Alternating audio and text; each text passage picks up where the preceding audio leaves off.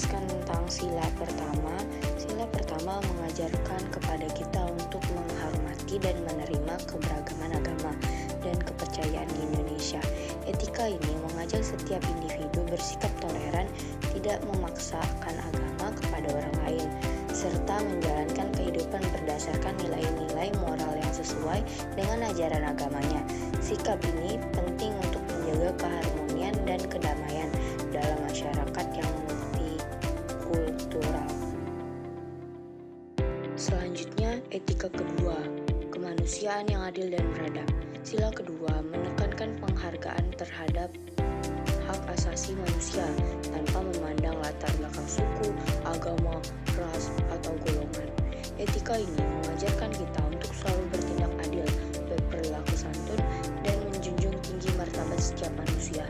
Dengan menjunjung nilai kemanusiaan, kita turut mewujudkan masyarakat yang beradab dan harmonis. Baiklah, di sini saya akan menjelaskan sila ketiga, yaitu Persatuan Indonesia. Sila ketiga menuntut kita untuk menempatkan kepentingan persatuan dan kesatuan bangsa di Indonesia atas kepentingan pribadi maupun kelompok. Etika ini juga mengajarkan pentingnya menghargai keberagaman budaya dan semangat persatuan yang kuat. Bangsa Indonesia bisa tetap maju dan utuh meski memiliki banyak keberagaman. Selanjutnya, sila keempat, yaitu kerakyatan yang dipimpin oleh hikmat kebijaksanaan dalam permusyawaratan dan perwakilan.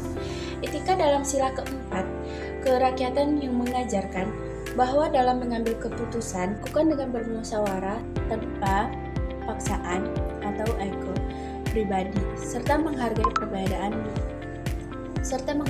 perbedaan setiap individu, sehingga demokrasi dijalankan tidak hanya memberikan kebebasan berbicara, tapi menuntut tanggung jawab, bertindak, dan menentukan keputusan demi kebaikan bersama. Etika sila kelima, keadilan sosial bagi seluruh rakyat Indonesia. Etika dalam sila kelima mengajarkan pentingnya mewujudkan keadilan sosial dengan memberikan kesempatan yang sama kepada seluruh warga negara tanpa diskriminasi dalam berbagai aspek kehidupan sosial, politik, dan ekonomi, serta mengedepankan semangat gotong royong sebagai wujud nyata kerjasama dan kepedulian bersama demi mencapai kesejahteraan kolektif. Selain itu, etika juga menuntut setiap individu untuk selalu peka terhadap kondisi dan kebutuhan orang lain, membantu dalam menangani beban bersama sehingga tercipta hubungan sosial yang harmonis dan keadilan sosial yang merata dalam masyarakat secara menyeluruh. Dapat disimpulkan bahwa Pancasila bukan hanya dasar negara dan ideologi, tetapi juga merupakan bangsa, bangsa, sikap dan